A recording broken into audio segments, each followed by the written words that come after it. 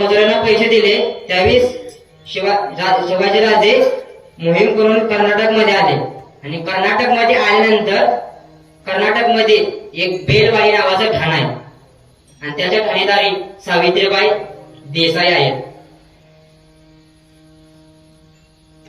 आपल्यातला एक सगोजी नावाचा सरदार, त्याला असं वाटलं की कोणतं सगळं जिंकत चाललोय तर जाता जाता हे कुठलं बेलवाडी नावाचा ठाणा आहे ना, पण सावित्रीबाई देसाई सहज पराभव करता येईल म्हणून आपल्या सरदाराने मोजकं सैन्य घेतलं आणि त्या बेलवाडी नावाच्या ठाण्यावर हल्ला केला. पण त्या बाई जिद्दी आणि चिकाटीच्या त्याने सहज सगोजी गायकवाडांचा पराभव केला.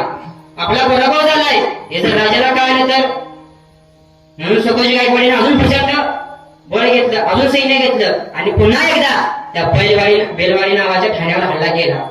पण यावेळी मात्र सावित्रीबाई देसाईंचा पराभव झाला. जल्लोषाच्या उद्मिदात सगोजींनी सावित्रीबाईंना कैद केलं आणि कैद केल्यानंतर राजाच्या समोर झाला आणि सावित्रीबाई कैद असलेल्या सावित्रीबाई देसाई महाराजांकडे चालल्या. पण गर दिसणं मागं फिरकल्या, दबाकल्या, आपलं कान बाळ घेतलं आणि म्हणजे आता झाला. राजाच्या समोर उभा राहिल्या. सावित्रीबाई देसाईला वाटलं आता हा राजा आपलं राज्य घेणार, आपण काही दे, आपण पराभूत आहे, आपल्याला शिक्षा करणार. म्हणून सावित्रीबाई देसाई सरकीच ना पड सरल्या आणि आपल्या हातात दाणं बाळ त्यांनी राजांच्या मांडीवर ठेवलं आणि सांगितलं, राजे मी तुमची दोषी आहे, मी तुमची काही दे, माझा पराभव झालाय, पण मला शिक्षा द्या, यात या मुलाचा काही दोष नाही. त्यावेळेस राजांनी स्मितहास्य केलं आणि चिटणीस इशारा झाली. चिटणीस आत गेली.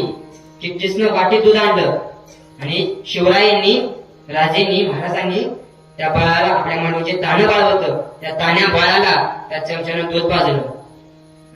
दूध पाजून झाल्यानंतर राजांनी त्या बाळाकडे बघत सावित्रीबाई देसाईंना म्हणाल्या, हे जे आमच्या मांडीवर आहे ना तो आमचा भाचा आहे. कोण आहे? आमचा भाचा आहे. मग हा आमचा भाचा आहे, मग तुम्ही आमच्या बहीण झालात. मग कुठला भाव आपल्या बहिणीचं राज्य घेतो, कुठला भाव आपल्या बहिणीला शिक्षा करतो, कुठला भाव आपल्या बहिणीला मारतो? सकोजी यांचं राज्य यांना परत द्याच, पण आमच्या बहीण म्हणून यांना चोळी बांगण्यासाठी नवीन राज्य तयार करून द्या. आश्चर्य वाटलं सावित्रीबाई देसाईंना. कैसा राजा, धन्य राजा, माझं राज्य घेणं राहिलं साईडला, मला शिक्षा देणं राहिलं साईडला, मला सजा करणं राहिलं साईडला, मला स्वतःची बहीण मानतो, मला चोळी बांधण्यासाठी नवीन राज्य तयार करून देतो, माझ्या मुलाला तुता भाताची व्यवस्था करतो. धन्य हा राजा, धन्य हा राजा. मग या राजाचं नाव राजा इथे जन्मला शिवनेरी किल्ल्यावर.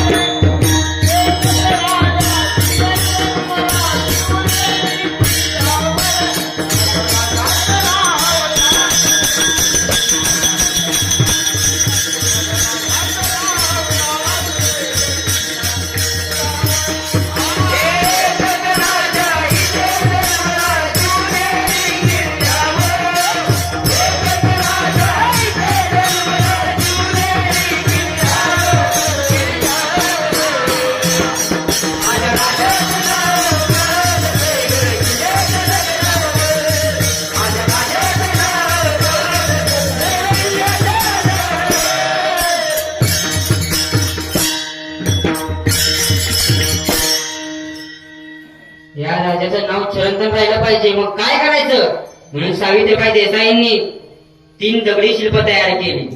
महाराज सिंहासनावर बसलेत, महाराजांच्या मांडीवर ते तानबा आहेत आणि समोर सावित्रीबाई देसाई. कधी जर कर्नाटक मध्ये गेला तर धारवाड नावाचा जिल्हा आहे आणि धारवाड नावाच्या जिल्ह्यात यादवाड नावाचं गाव आहे.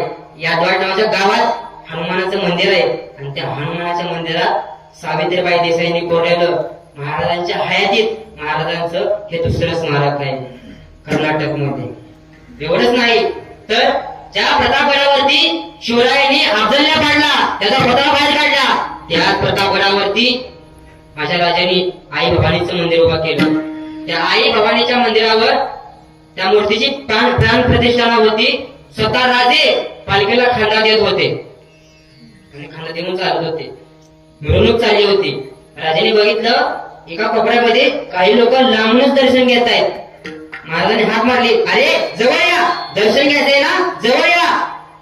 ते लोक म्हणाले, नाही नाही नाही महाराज, आम्ही लांबूनच बरं आहे. अरे आशीर्वाद घ्यायचाय ना, मग जवळ येऊन घ्या ना, लांबून काय घेता? नाही राजे, आम्ही लांबूनच बरं आहे, आम्ही जर जवळ आलो तर देवी वाटेल. राजे म्हणाले, ऐसे कैसे?